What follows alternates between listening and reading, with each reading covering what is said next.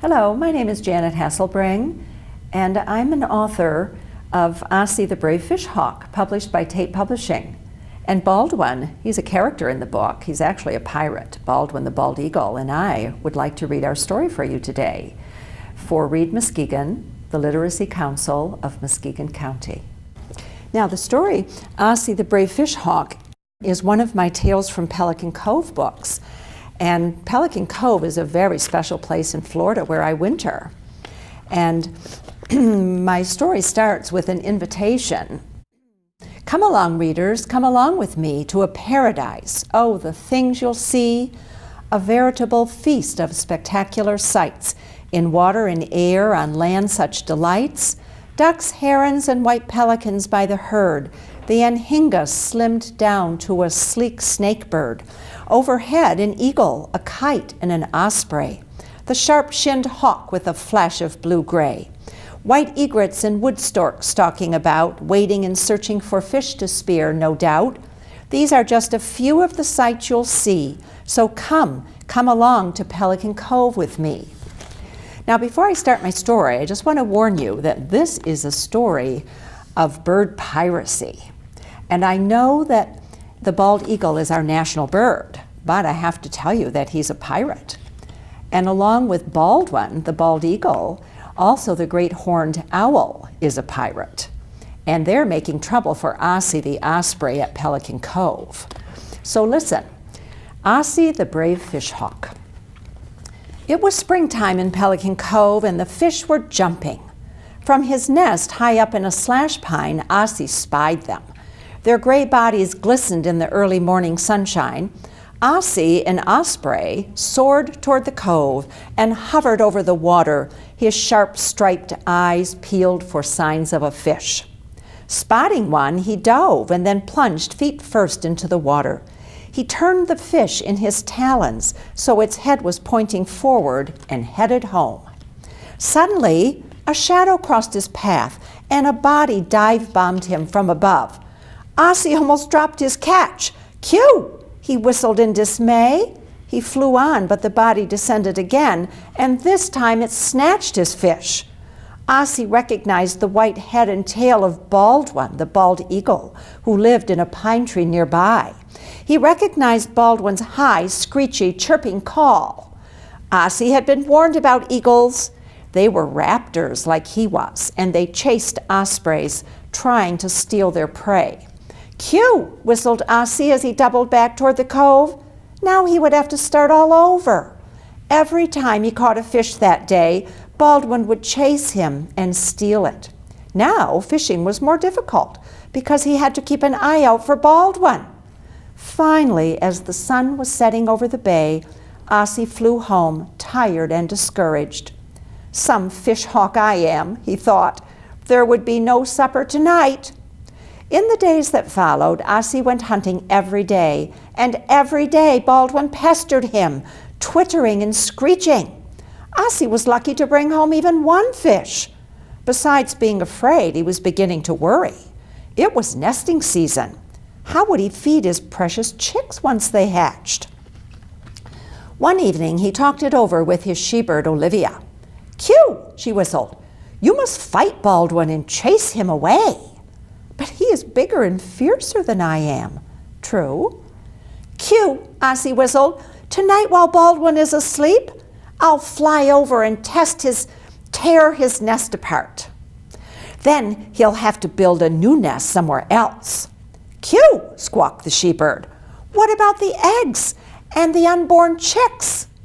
Ossie was quiet. He felt ashamed. After a pause, Olivia whistled once again.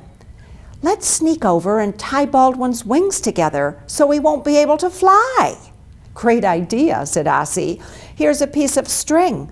Why don't you just go over and do that right now?" Olivia was silent. "I've got it," whistled Ossie. "I'll invite the limpkin birds to build a nest under Baldwin's tree. Their constant piercing calls will keep him awake. He'll be too tired to chase me." "True, but the limpkins will keep us awake too." For a time it was quiet in the nest. Then Olivia whistled softly, "Q," Tomorrow we will leave the cove and build a new nest farther inland away from Baldwin. We have no time to waste." She gave a deep sigh and settled herself into the nest. Ossie couldn't sleep. How he hated to leave his beloved cove. As he sat late into the night, the moon rose. In its light, Ossie noticed something flying and swooping around Baldwin's tree. Looking closer, he noticed glowing yellow eyes and long, pointy ear tufts. A great horned owl! Hoot! Hoot! Hoot! Hoot! Hoot! Its call pierced the air as it swooped and dived. "What is happening?" wondered Ossie. This did not appear to be a friendly visit. And where was Baldwin? Then Ossie remembered something else. Great horned owls nest early. They lay their eggs in the winter and then steal an osprey's or an eagle's nest to raise their young. Baldwin and Bertie, his she-bird, had probably been caught off guard by the ferocious hooting owl and were now trapped in their nest. Ossie ruffled his feathers. "Cue! Not on my watch," he whistled. He nudged Olivia awake and told her what was happening. She was on instant alert. "Cue! Come, Ossie, we must help." Olivia led the way as together they flew toward Baldwin's nest. Soaring high, they swooped down on the owl, talons tearing, beaks biting, feathers flying.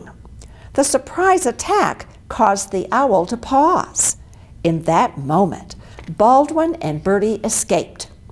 Olivia and Bertie guarded the nest, furiously flapping their feathers. Baldwin and Ossie did battle with the owl. The air was filled with sounds of hoots, chirps, whistles, and screeches. Though the owl was also a raptor, he was no match for them. Defeated, he soared off. They would see no more of him. The victors were exhausted. Olivia and Bertie folded their wings. Baldwin and Ossie rested on a branch, gently poking their wounds. After a while, Baldwin chirped, "Ossie and Olivia, you saved our lives. I don't deserve your help after being such a pest. How can I ever thank you?" "Cue! That's easy," whistled Olivia. "Just stop stealing Ossie's fish." "Consider it done," chirped Baldwin. "I promise that you'll never be bothered by an eagle again as long as you live at the cove." Cue, cue. Ossie could hardly believe his good fortune. "Thank you, Baldwin," he whistled. Then he and Olivia flew off. Back home, Olivia settled herself into the nest. "Cue, cue, my brave fish hawk. How about sleeping late tomorrow?" She sighed contentedly and was soon asleep. Finally, Ossie dozed off. In his sleep, he dreamed he was fishing. He brought back fish after fish, which Olivia fed to their hungry brood of newly hatched chicks. And not one eagle bothered him, not one. The end.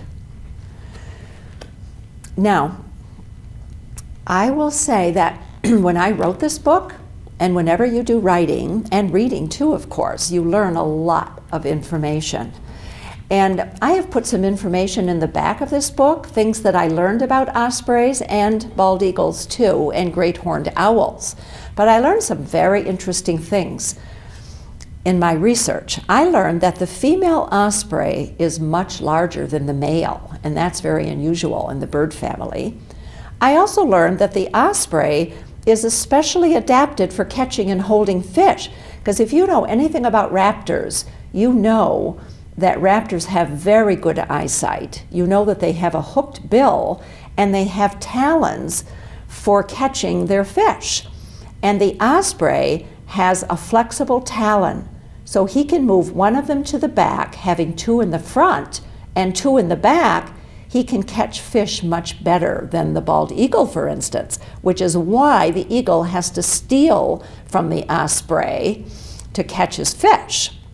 And then the other thing I learned was that when an osprey catches a fish, It turns the fish around in its talons, making it aerodynamic so that it's much easier for them to fly off. And an osprey eats only fish. That's why my book is called The Brave Fish Hawk. And when Ossie couldn't catch fish, he and Olivia would have starved, and their chicks would have starved. That's why they had to move away from the cove, because an osprey only eats fish. That's why they're called a fish hawk. And then the osprey is the only raptor that plunges into the water for fish. The other raptors pretty much swoop down and gather their fish off the surface. So I invite you to read more and to do your own writing, because it's a great adventure.